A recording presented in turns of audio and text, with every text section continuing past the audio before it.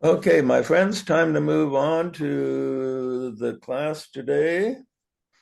We're talking about an interesting subject about the two witnesses.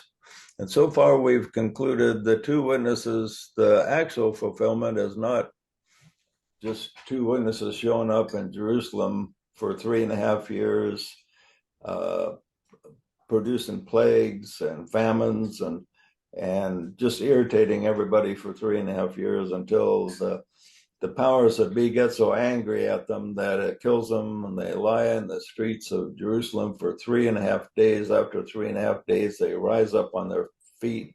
Great fear falls upon everybody. And we pointed out that if this happened literally, then uh, it would be so obvious. Hey, this is the book of Revelation coming to pass right here. That you would think that people would see that and pretty much accept it. But according to the book of Revelation, when this does happen, hardly anybody will accept. Everybody will be against these witnesses, and everybody will rejoice about them being dead in the streets. And but the interpretation we presented here is the true witnesses are the words and the works of an enlightened teacher or group. Okay, these are the true witnesses. And so when an avatar comes forward, like Christ is the supreme example, and he witnesses with his words and his works. You notice when he appeared, he didn't say, "Hey, I'm Christ, and I'm a reincarnation of all these great people in the past. So because I'm a reincarnation of these great entities, then you need to believe everything I say." Okay, that wasn't the type of witness that he did. He just showed up and he turned water into wine, and that got everybody's attention. Hey, what kind of guy is this? Heals a couple lepers, and wow, what is this? Feeds the 5,000. They think, wow, what a guy! And he teaches a principle of love and forgiveness. And they say, hey, this isn't what we've heard before. This isn't what the rabbis are teaching. What kind of words are these? This guy's trying to destroy our law because he's teaching stuff that's contrary to what we've heard before. And so his words and the works were the two witnesses. And then the powers that be decided they did not. The two witnesses irritated the people for 3.5 time periods. The 3.5 time periods, or 3.5 isn't exactly half. A half is whatever it takes to consummate the work. Okay, so the 3.5 just shows up again and again. This is why it's presented in the book of Revelation 4 different ways: 3.5 days, 3.5 years, 1,260 days, 42 months. It all represents the 3.5 time periods. Oh, time and times and half a time is enough. All kinds of ways to word this 3.5 is presented over and over and over, because the the words and the works of the disciple always goes through this 3.5. First of all, it's presented and they attack the disciple and try to kill him or diminish him or stop him any way that they can. Okay, if and if that doesn't work, then they attack what his words and his works. If they're unable to destroy him that way, and oftentimes the first attack does destroy. There's a lot of disciples that have appeared and then they've been killed, and you don't hear anything else. That's just gone. They have to come back and try again. But then if that doesn't work, then they will attack his words and his works. And if that doesn't work, which with Jesus, that didn't work either. After Jesus was crucified and out of the way, they thought, his words and his works remained. People didn't forget about him. They started preaching them, and so they attacked them. They said this is completely wrong, and they attacked and tried to kill the people that were promoting the words and the works of Jesus. Well, that still didn't work. They still weren't able to destroy it. So then they think, well, if we can't lick them, we'll join them. So Rome itself joined with the powers that be, joined with the Christian religion, and they became the religion, and then they corrupted it. And this corruption was the coup d'etat, so to speak, and this caused the two witnesses to lie dead on the streets of the New Jerusalem for 3.5 time periods. The first time period was up to Constantine. The second time period was up to the days of Mohammed. The third time period was up to the Renaissance. And then after that, the half a time period took us to the July 4th, 1776, the Declaration of Independence. The two witnesses began to stand on their feet again, and great fear fell upon those that beheld them. Now, one thing that's really interesting here, when their dead bodies were lying in the streets, it says this, and they that dwell upon the earth shall rejoice over them and make merry, and shall send gifts one to another, because these two prophets tormented them that dwelt upon the earth. And so we're still in an age where the many of the words and the works of Christ are still lying dead on the streets. And what's the best they can come up with when they see these dead bodies? In other words, they see the words and the works of Christ, yet the life that is in them is not there for the people to access.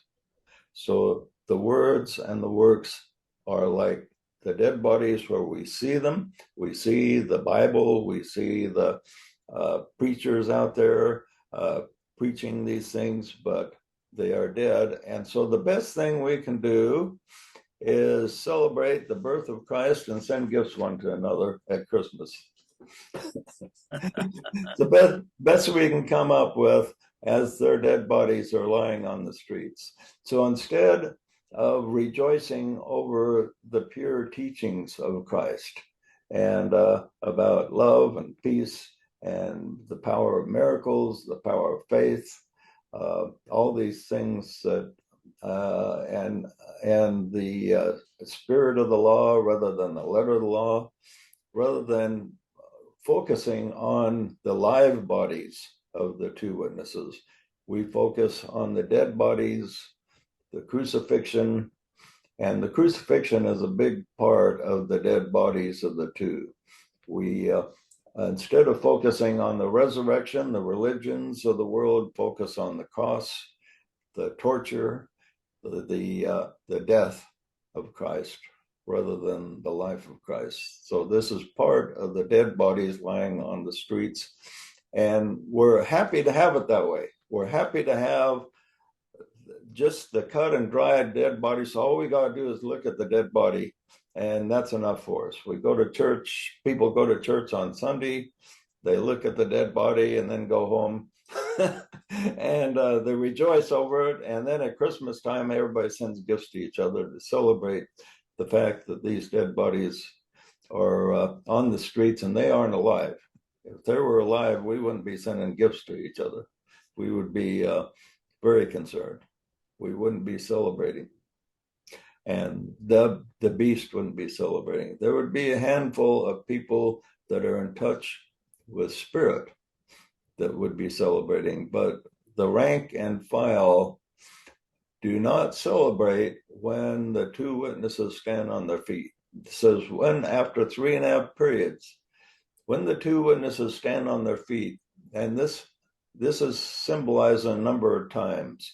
It symbolized with the beginning, with the production of the Constitution of the United States. That was one symbol of a witness standing on its feet. Uh, Several religious innovations. Quite a number of religions started after that, which caused certain teachings of Christ to stand up on its feet, so to speak. Theosophy with Blavatsky and L.S.A. Bailey is another standing on the feet of the words and the works of the Christ Spirit. And when also some politicians may be representing the principle of freedom, standing on its feet. And when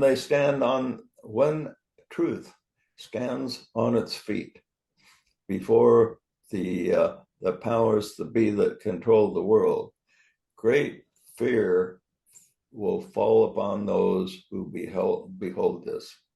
So you notice that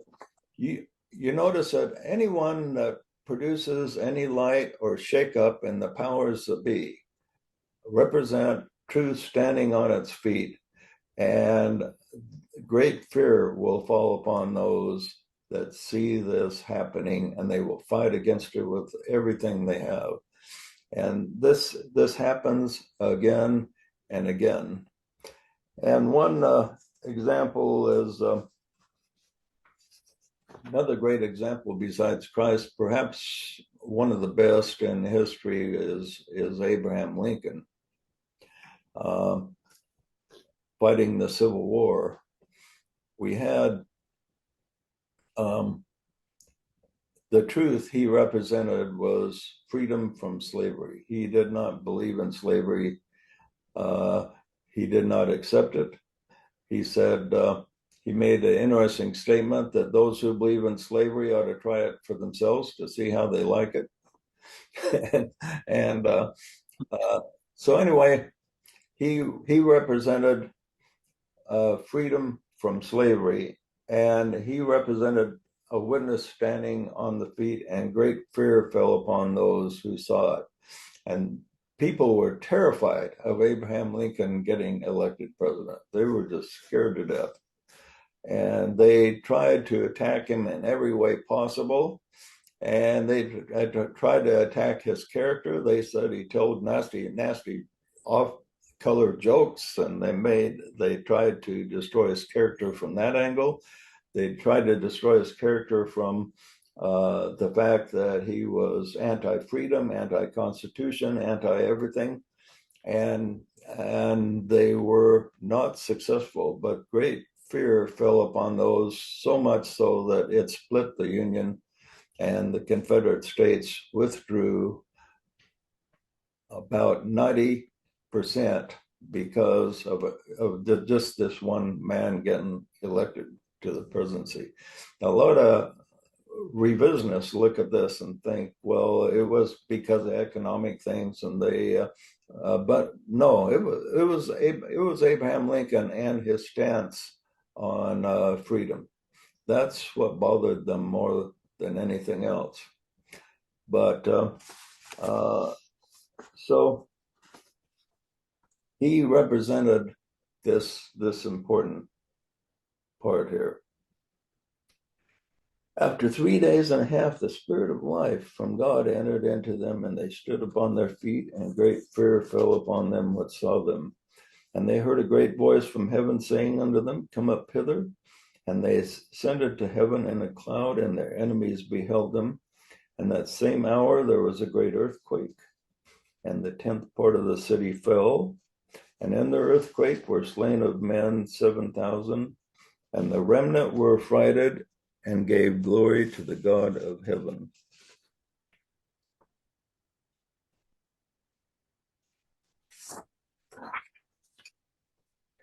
Okay.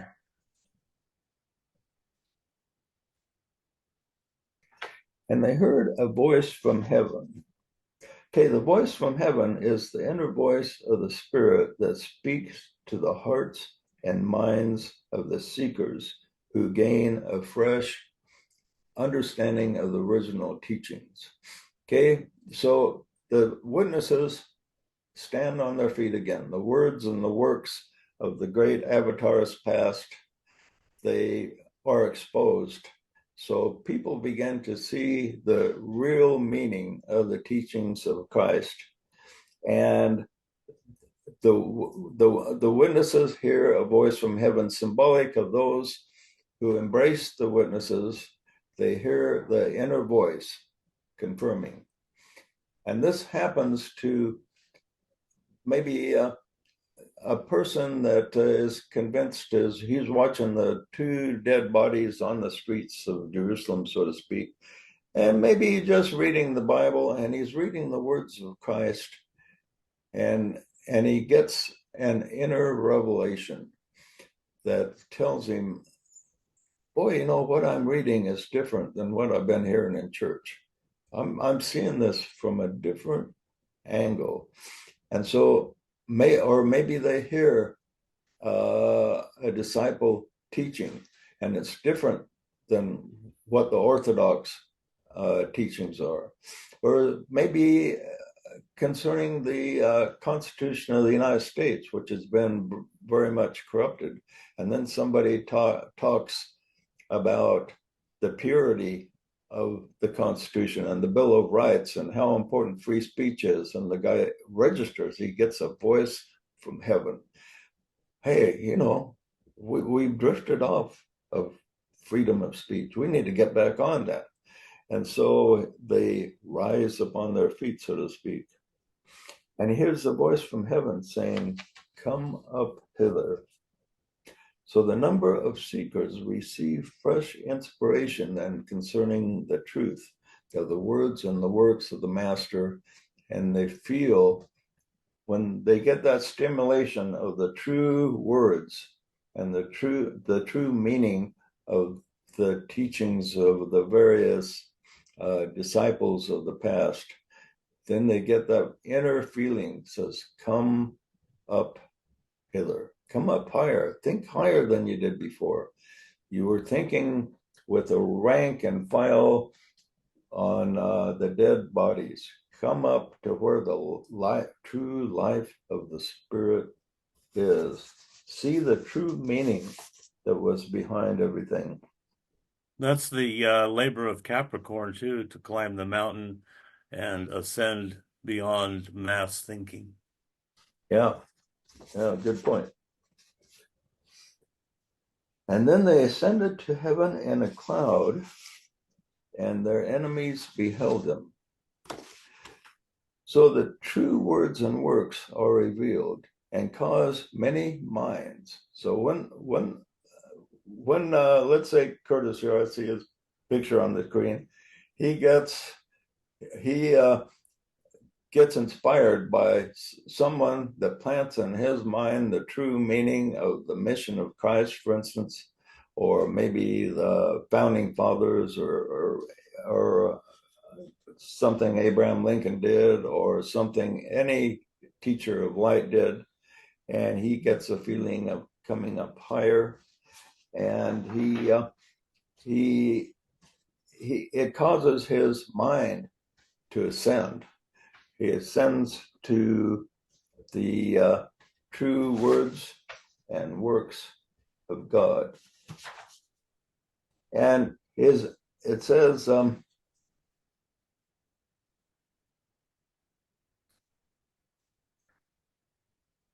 they ascend up to heaven in a cloud. Now, the cloud represents a veil.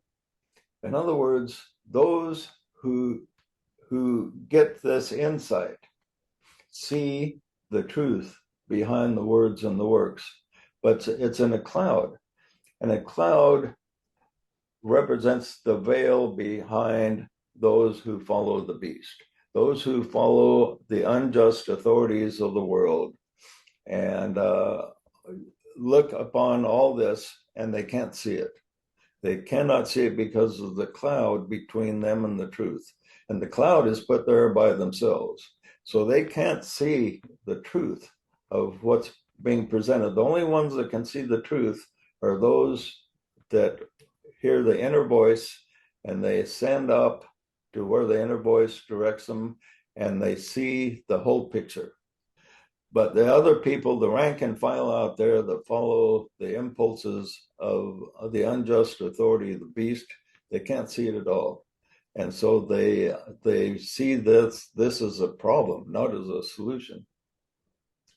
Well, along that line, when you introduced eternal progression in a way that made more sense than anything I'd ever heard, and led into reincarnation, which, aha, boy, the light just went on. It's like, wow, this explains everything, every obstacle in my mind regarding eternal progression was eliminated with reincarnation. So after I was excommunicated, I went to uh, a Sunday school class in the Mormon church, and some knew I was excommunicated and some didn't. And I stood up and I said, if you know, I've been excommunicated for teaching a new principle on eternal progression, and I'd like to explain more to you about it. And there were two doors exiting the classroom, and I said, I'm going to go stand by that door over there, and if anyone wants to know a little bit more about this principle, I will make myself available. And they, after the class, they all rushed out the other door. They couldn't get out the other door fast enough. It was, Yeah. On hindsight, that was totally predictable. yeah, right. Okay, the verse continues here, and in that same hour there was a great earthquake.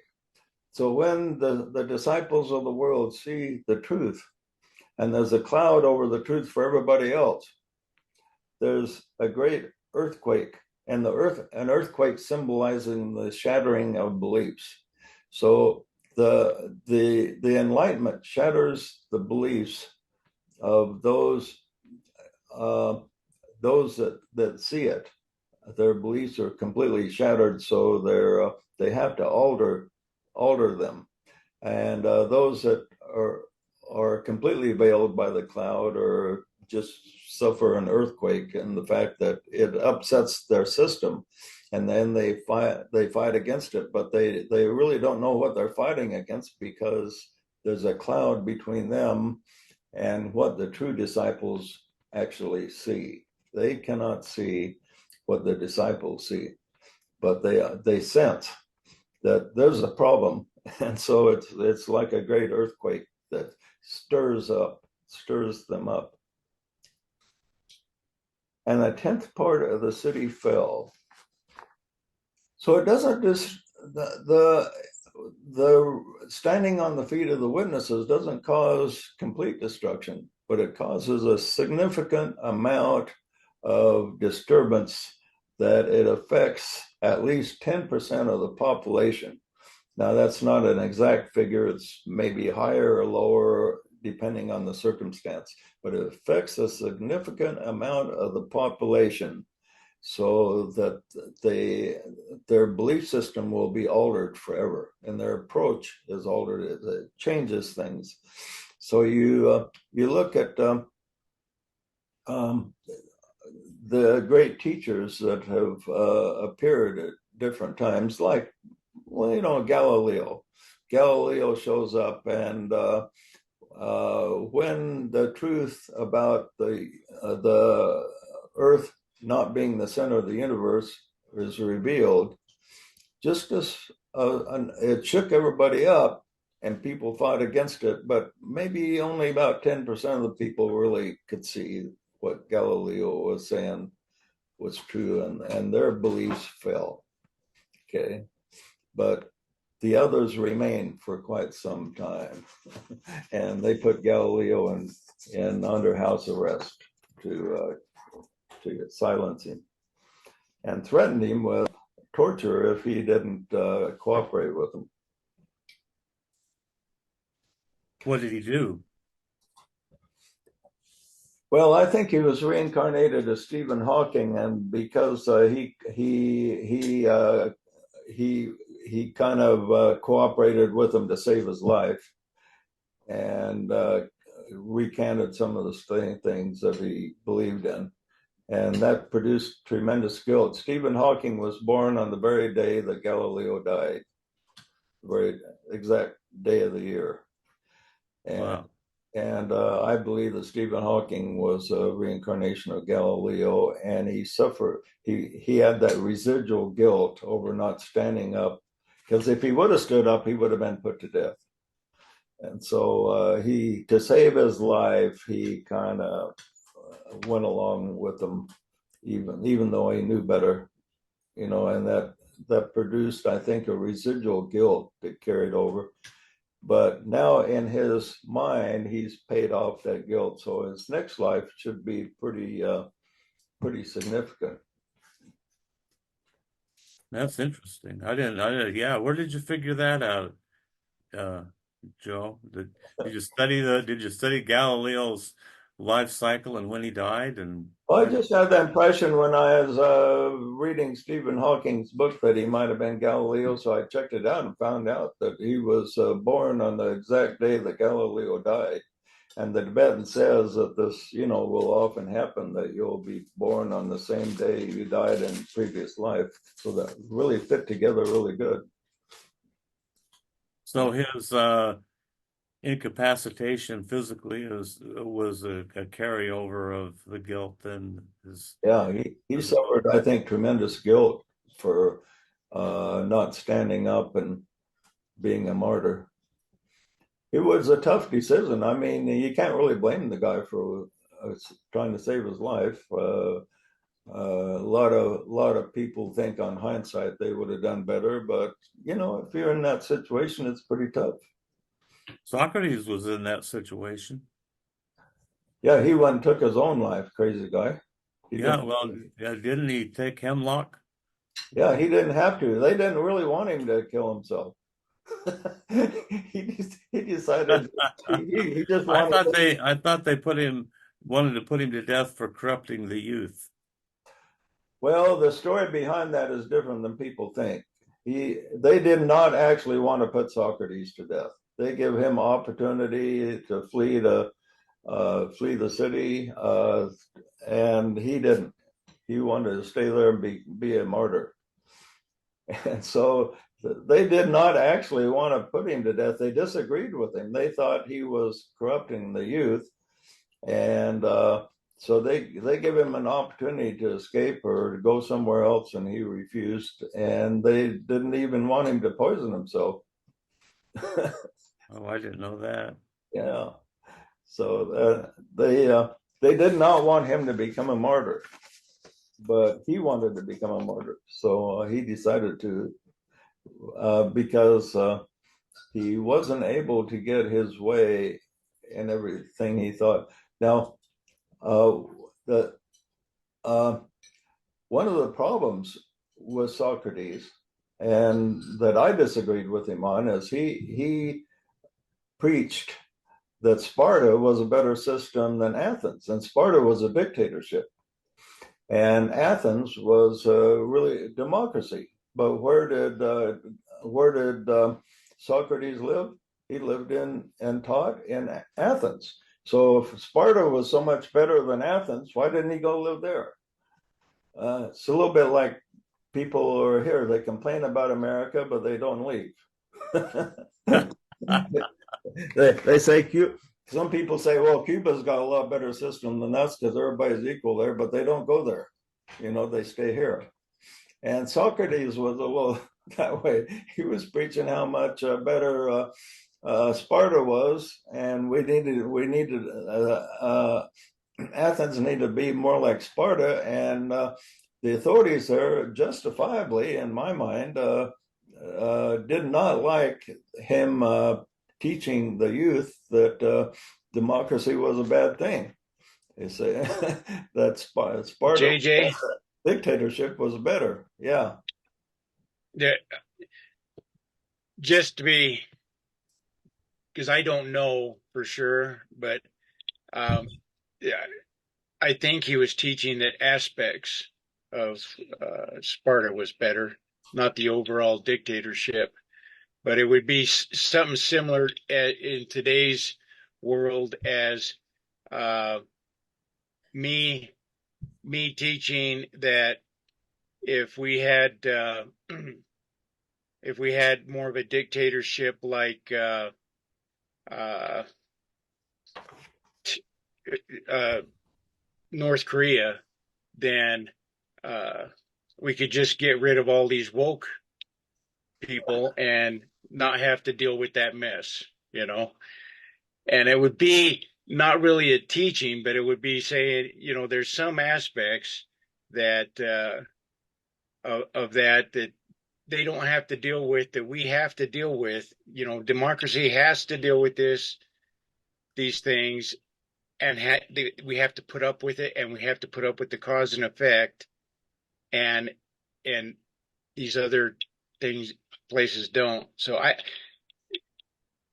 it may have been a situation like that.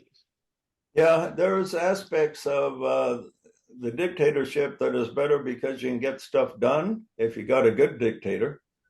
But then in democracy, there's good and bad aspects. It's a little bit of both. And like in the United States, we have some democracy, but then the president has power to issue executive orders, which is really the power of a dictator.